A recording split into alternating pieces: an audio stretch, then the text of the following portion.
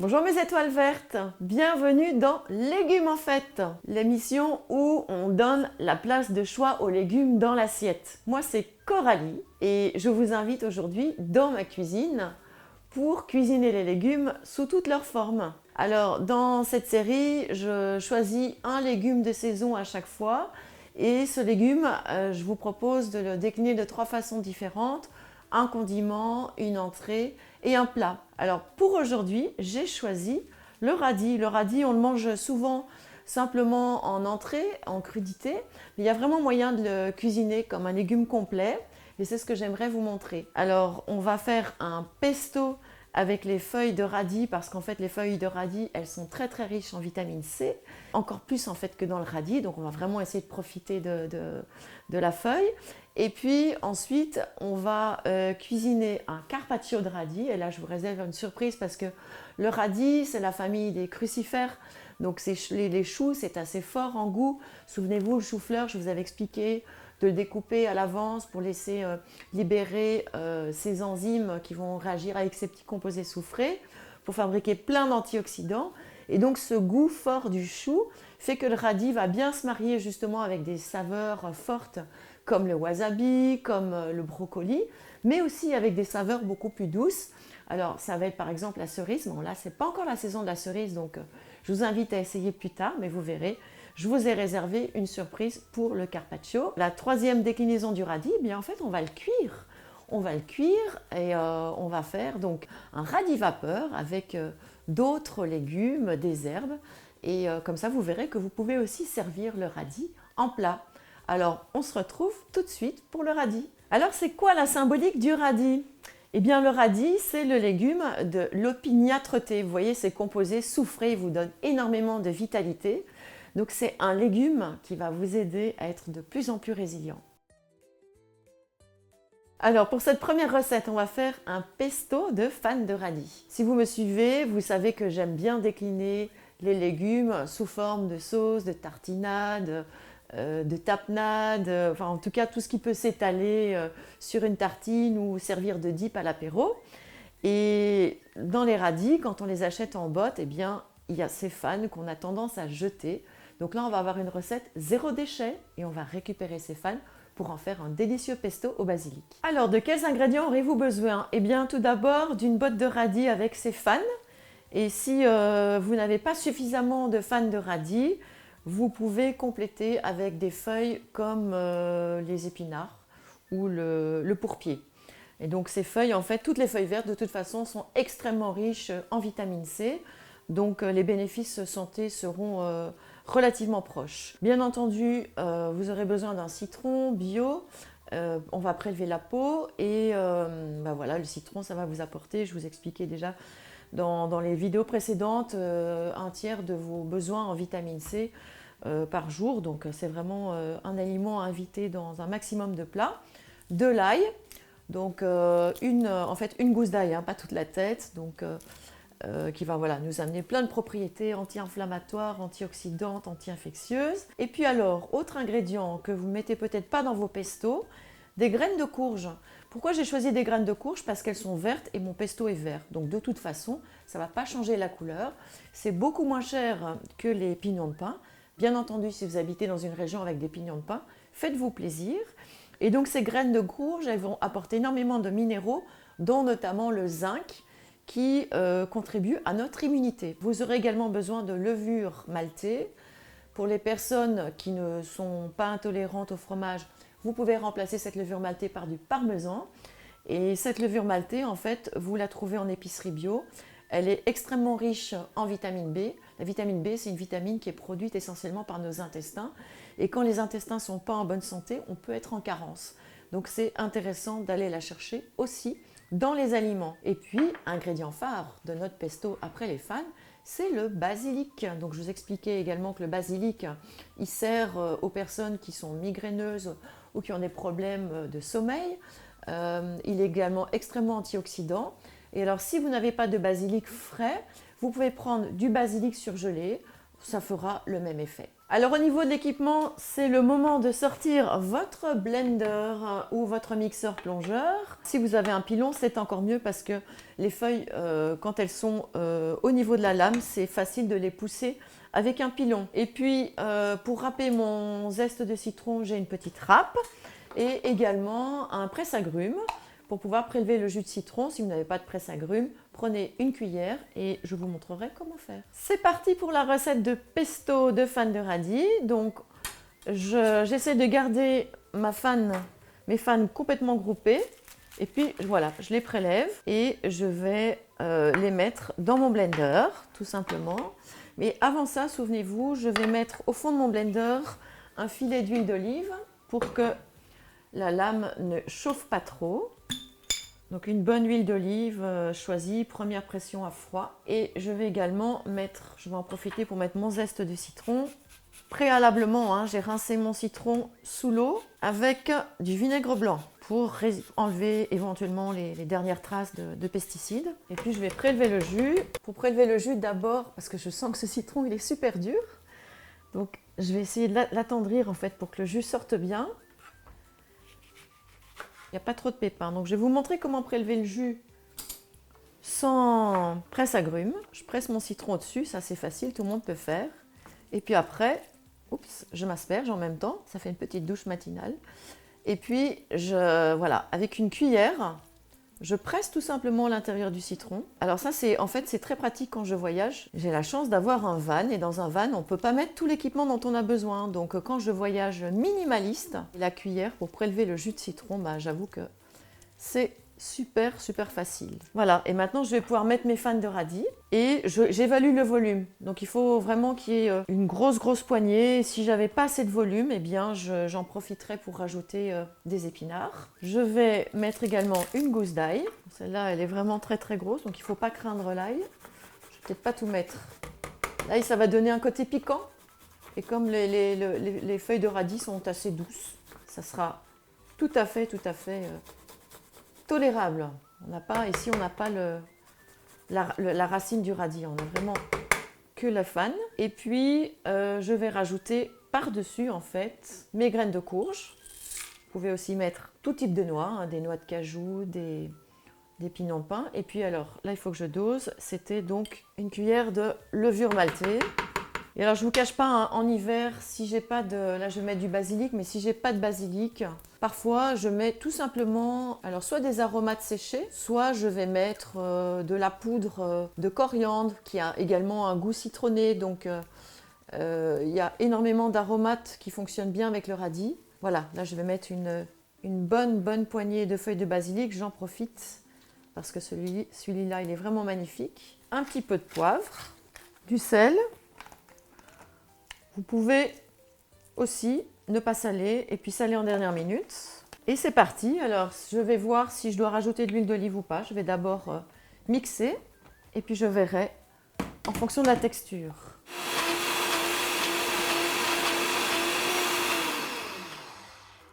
Donc, vous voyez, les fans d'une botte, ça fait un petit bol. Donc, si vous en voulez plus, eh bien, vous rajoutez des feuilles d'épinards. Là, je vais rajouter un tout petit peu d'huile d'olive pour qu'il soit un peu plus liquide. Et voilà mon pesto de fan de radis. Je goûte. C'est toujours aussi bon. J'adore. Une astuce de fin de recette, quand on n'arrive pas à vider comme ça le fond de son blender, soit on met de l'eau avec du liquide vaisselle et on remet le blender à tourner et alors comme ça il se nettoie, mais en fait on perd un peu du précieux de cette bonne sauce. Sinon, ce qu'on peut faire tout simplement, c'est rajouter un fond de vinaigre ou de citron, comme vous voulez, de l'huile, et ça va me faire une vinaigrette pour une prochaine salade. Je remets mon couvercle.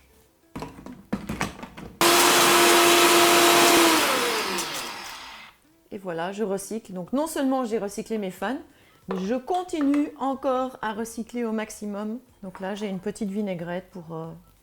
je ne sais pas, on verra à quoi on sert. Ça peut vous servir, n'importe quel légume, vapeur, petite feuille de salade ou quoi que ce soit. Vous avez réutilisé la fin de votre pesto. pour faire une vinaigrette. C'est simple, non? Alors pour la deuxième recette, on va faire un carpaccio de radis. Donc une fois que nos radis n'auront plus leurs fans, eh bien on va les couper en très fines tranches et on va se faire une belle assiette colorée, gourmande, parce qu'il ne faut pas oublier qu'on mange aussi avec les yeux. Donc les couleurs et les découpes dans l'assiette, c'est super important. Et puis vous verrez aussi que suivant la taille du légume, le goût n'est pas le même, il est différent. Donc c'est l'occasion de découvrir le radis sous une autre forme. Alors pour le carpaccio de radis, bien entendu, on aura besoin de radis. Donc oui, ils ont perdu leurs fans. Et essayez de prendre les plus gros parce que ça sera beaucoup plus facile. On aura également besoin d'un oignon rouge qui va apporter de la couleur dans cette assiette. L'oignon rouge, il se mange cru justement, il est un peu sucré. Et alors, il est très très riche en antioxydants, ça s'appelle des anthocyanes, et donc très bénéfique pour la santé. Et la petite surprise, c'est que dans cette recette, on va faire une crème à base de mangue. La mangue, c'est un produit qui vient de loin, donc je l'achète déshydratée. La petite étape dans cette recette, ça sera de réhydrater la mangue. Et la mangue, c'est très très riche en antioxydants, vous voyez cette belle couleur orangée. Et c'est un fruit qu'on utilise beaucoup en cuisine vivante. La mangue, c'est vraiment un fruit qui est très intéressant au niveau santé. Alors la mangue, une fois qu'elle est réhydratée, puisqu'on va la réhydrater pendant... L'idée c'est de la réhydrater la veille pendant la nuit ou 2 heures avant, vous voyez, regardez. Je vous montre une portion de mangue séchée, ce que ça peut donner une fois que c'est réhydraté. C'est génial, non? Voilà, donc là, quand on va prendre nos portions de mangue, c'est comme si on avait une énorme mangue et on va garder de l'eau de trempage des mangues, ne la jetez pas. Et puis, j'ai choisi pour aller avec la mangue un citron vert. Alors si vous n'avez pas de citron vert, un citron jaune, ça fonctionnera tout aussi bien. De la menthe. La menthe, super digestive, rafraîchissante aussi, parce que là on est vraiment sur une belle assiette de printemps. Et donc la mangue va nous apporter du peps au niveau de la recette. Et puis pour pimper un peu la sauce à base de mangue, on va prendre du miso, qui est donc cette pâte soja fermentée, dont je vous ai déjà parlé et qui est extrêmement bénéfique pour la santé puisqu'elle est pleine de prébiotiques. Un petit peu d'huile pour agrémenter. Alors ça peut être de l'huile d'olive, mais ça peut être aussi, vu que c'est une sauce crue, on pourrait tout à fait prendre une huile de colza qui est très riche en oméga 3 et qui est excellente pour la santé et qu'on ne chauffe pas souvent, donc, alors que l'huile d'olive, on peut la chauffer. Voilà, donc une huile relativement neutre. Alors au niveau équipement, eh bien, vous commencez à me connaître, j'aime bien tailler les légumes sous toutes leurs formes et comme là on est avec un carpaccio, soit vous avez une mandoline et c'est le moment de l'utiliser, on va faire des belles tranches de radis avec cette mandoline. Et si vous n'avez pas de mandoline, prenez un couteau très tranchant en fait, alors préférez un couteau plutôt long. Alors soit vous avez un beau couteau japonais, mais vous voyez sinon un couteau en céramique ça fonctionne bien, mais l'idée ça va être de faire des tranches très fines et donc si votre couteau d'office est trop petit, vous aurez peut-être du mal à faire glisser le couteau pour couper. Et notre blender chouchou, puisque on va mixer cette sauce, donc un blender, un mixeur plongeant, ce que vous avez pour faire vos soupes habituellement. On va commencer avec la sauce. Je vous avoue que moi ça me tente trop cette mangue et je me retiens pour ne pas la manger. Alors on va mettre au fond de notre blender de la mangue réhydratée. Vous allez voir une couleur mais géniale dans l'assiette. Et ensuite on va rajouter notre zeste de citron vert qui peut être, je vous ai dit, un citron jaune si jamais vous n'avez pas de citron vert. Et je vais prélever le jus de mon citron. Et donc je vais mettre jus de citron. Également ajouter donc cette petite pâte de soja fermentée qui est le miso. Un peu d'huile. La mangue a déjà un côté rond en bouche et gras, donc l'huile, c'est pas nécessaire d'en mettre beaucoup. Une petite pointe de sel, parce que ça va être une sauce en fait sucrée-salée.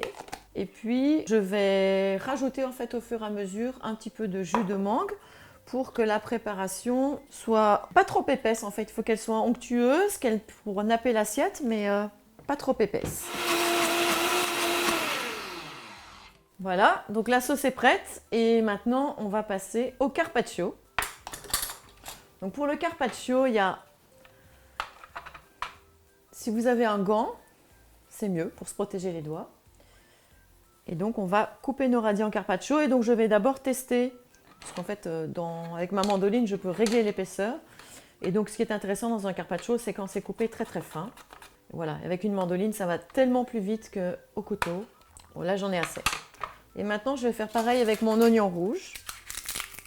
Vous allez le voir, ça va être une couleur, ça va être magnifique. Donc, c'est parti. Regardez, déjà, parfois, je me dis que je devrais faire juste des photos des épluchures tellement c'est beau. Imaginez ce qu'il va y avoir dans l'assiette avec la crème de mangue au fond. Toutes ces couleurs, ça donne envie, non? Donc là, c'est parti pour le carpaccio d'oignon rouge. Si vous n'avez pas de mandoline, eh bien, ça sera avec le couteau. Et bien voilà, maintenant on va dresser notre assiette. Donc notre assiette, notre plat, vous le faites, faites un grand plat pour toute la famille. Donc ici, je vais déposer au fond de mon assiette de la crème de mangue. Et je vais venir poser par-dessus mon carpaccio de radis. Regardez comme ça va être beau. Donc l'idée c'est vraiment d'associer le goût piquant du radis, le fait de mettre, je trouve, une petite sauce sucrée comme la mangue, ça permet vraiment d'adoucir. Et on va venir mettre par-dessus des petites rondelles d'oignon rouge, des petites, voilà, un petit peu d'oignon rouge. On va terminer par de la menthe qu'on va tout simplement ciseler par-dessus. Et voilà notre carpaccio de radis à la crème de mangue avec de la menthe fraîche par-dessus. Allez, je vous dévoile le troisième plat, donc ça va être une salade de radis vapeur. Et oui, il y a moyen de cuire le radis, c'est ce qu'on va voir ensemble. Et pour cette salade, on va également utiliser le pesto qu'on aura fait dans la première recette. Donc si vous n'avez pas fait le pesto, je vous glisserai des astuces pour avoir une autre sauce de légumes dans votre salade. Alors, comme ingrédient, vous aurez besoin de radis et puis du pesto qu'on a fait avec les fans de radis tout à l'heure. Également des pommes de terre. Donc les pommes de terre, en fait, elles vont être très intéressantes dans cette recette parce qu'en fait, elles vont être cuites et refroidies. Et la pomme de terre, quand elle est refroidie, c'est une excellente source en fait de prébiotiques. Donc l'amidon, voilà, change de structure. Et donc du coup, elles vont nourrir les bactéries de votre microbiote. Donc ça va être un plat santé. Et puis on a besoin d'épinards, donc des jeunes pousses d'épinards, ou ça peut être n'importe quelle feuille de salade. Et on va également apporter dans ce plat des amandes. Donc les amandes, on va les concasser. Les amandes très très riches, hein, j'avais expliqué déjà en calcium et en protéines, mais c'est des protéines légères. Donc pour un repas du soir, c'est parfait parce que ce sont des protéines végétales. Si besoin, en option, pour ceux qui le souhaitent, prendre un peu de feta. Donc la feta, c'est un fromage de brebis fermenté. Donc on est vraiment sur un plat excellent pour les intestins et très bon aussi pour préparer la nuit, puisque je n'ai pas dit, mais dans la pomme de terre, on va avoir donc du tryptophane qui va être un précurseur de notre hormone de sommeil qui est la mélatonine. Si vous supportez moins le fromage, vous ne mettez pas la feta dans cette recette. En équipement, vous aurez besoin d'un cuit-vapeur. Soit vous avez un cuit-vapeur électronique ou alors un cuit-vapeur comme le vitaliseur qui va sur les plaques électriques. Soit si vous n'avez pas du tout de cuit-vapeur, vous pouvez vous doter d'une petite marguerite. C'est parti pour la recette. Alors l'astuce pour que les aliments cuisent rapidement à la vapeur, c'est de les découper en petits morceaux. Donc, si vous mettez votre pomme de terre coupée en deux dans le sens de la longueur, elle va être beaucoup plus longue à cuire parce qu'elle aura moins de surface d'exposition que si elle est coupée en rondelles. Et le soir, on n'a pas toujours le temps de passer des heures en cuisine. Donc, c'est pour ça que je privilégie des découpes. C'est sûr que la pomme de terre, c'est excellent rôti au four. Donc, vous pouvez aussi, si vous avez le temps, faire rôtir votre pomme de terre au four. Mais là, on ne parle plus du tout de recettes rapides. Or, ce que je voudrais vous montrer dans ces vidéos, c'est vraiment la facilité avec laquelle on peut se préparer 3 plats par jour de façon gourmande et simple. Alors, je mets d'abord la pomme de terre à cuire avant le radis parce qu'elle est beaucoup plus longue à cuire. Je vais essayer de la garder tout juste cuite, hein, donc je ne vais pas faire de la purée de pomme de terre, elle va être al dente, mais le radis va cuire beaucoup plus vite. Donc, j'attends que la cuisson de la pomme de terre soit lancée, j'attends 5 minutes et ensuite je mettrai mes radis. Alors pour les radis, je vais tout simplement les couper en deux. S'il y a trop de feuilles, mais on peut garder un peu de verdure. Et donc les radis vont cuire comme ça, tout seuls, dans le cuit-vapeur, à côté des pommes de terre. Et là, on va avoir une belle salade vitaminée. Donc on va garder tous les légumes al dente, parce que quand ils sont al dente, on a encore des vitamines, des enzymes, en fait on a encore de la vie, quoi, tout simplement, au cœur de l'aliment. C'est ça le principe de la cuisson al dente. On profite de la cuisson pour concasser une belle poignée d'amandes. Ils vont venir apporter un peu de croquant à ce plat. Et puis les amandes, ça amène plein de minéraux, donc là, on fait le plein de bonnes choses. Alors, pour vérifier ma cuisson, eh bien, je pique tout simplement avec un couteau et je vérifie que le couteau s'enfonce facilement, ce qui est le cas dans la pomme de terre. C'est vraiment la pomme de terre qui est la plus longue à cuire. Si le radis reste très croquant, c'est pas grave, puisque de toute façon, les radis, on les mange crus. Alors, je vous montre la couleur et ce que je vais faire, c'est simplement, je vais les refroidir sous l'eau froide pour pouvoir ensuite les incorporer dans ma salade. Voilà, cette belle couleur de radis cuit, on dirait presque un navet en fait. Mais c'est beaucoup moins fort, vous allez voir. Alors voilà, c'est cuit. Je vais rajouter un filet d'huile, puis quelques cuillères de pesto pour aromatiser ces légumes. Je vois même que il y a un radis que j'ai oublié de couper en fait, qui est resté en entier. Donc ce sera intéressant de voir comment il a cuit. Alors je dispose en fait mes radis sur mes feuilles d'épinards et puis je napperai en dernier de sauce. Tour de poivre, on va parsemer de feta et de quelques amandes concassées. Et puis alors, vu que de toute façon on est sur notre pesto de basilic, on peut décorer avec quelques feuilles de basilic. Et voilà, notre plat est prêt. Merci d'avoir suivi cet épisode de Légumes en fête. Alors aujourd'hui, notre invité, c'était le radis. Enfin, les invités, c'est vous surtout, qui vous faites plaisir à cuisiner tous ces plats de légumes de saison. Alors, qu'est-ce qu'on a cuisiné ensemble avec le radis, ou plutôt qu'est-ce que vous avez cuisiné également? Un pesto de fans pour vous montrer que dans le radis, rien ne se jette, tout se recycle et que les fans en plus, c'est extrêmement nutritif. Avec le reste de ce pesto de fans, on a vraiment raclé le fond du blender pour faire une petite vinaigrette pesto, on va dire. Et puis ensuite, on a cuisiné un carpaccio de radis et d'oignons rouges avec une crème de mangue. Et enfin, on a terminé par une salade de radis vapeur et pommes de terre vapeur pour des nuits tranquilles. Merci en tout cas d'avoir eu le courage, ou en tout cas bravo, d'être allé jusque-là, de vous chouchouter, de prendre le soin de cuisiner. Ça me tient tellement à cœur et c'est pas facile pour moi de faire cet exercice derrière caméra parce que j'ai plutôt l'habitude de vous voir en zoom et puis de vous aider à droite à gauche dans vos gestes. Mais voilà, je me prête au jeu et en tout cas, j'aurai donc plaisir à vous retrouver dans un prochain épisode pour un autre légume de saison. Si déjà vous avez aimé le radis, l'épisode du radis, bien n'hésitez pas à mettre un pouce. N'hésitez pas non plus à me faire part de vos commentaires pour que je puisse vous aider, vous inspirer encore davantage. Et puis, abonnez-vous à la chaîne pour le prochain légume de saison. Si vous voulez approfondir avant l'épisode suivant, il y a toujours mon livre qui s'appelle donc Cuisiner les légumes autrement, qui est vraiment là pour vous donner toutes ces idées de sauce, de découpe, de cuisson vapeur, d'assaisonnement, marier les légumes avec les épices. Enfin, voilà, il y a plein d'inspirations dans ce livre pour une cuisine facile au quotidien, riche en légumes. Et moi, en tout cas, j'aurai plaisir à vous retrouver très bientôt. À bientôt mes étoiles vertes. Et vous savez pourquoi je vous appelle mes étoiles vertes? Parce que les étoiles vertes, ce sont les étoiles qu'on donne au restaurant de gastronomie durable. Vous êtes les gastronomes de demain. Vous avez le courage de cuisiner les légumes et pour ça, je vous aime.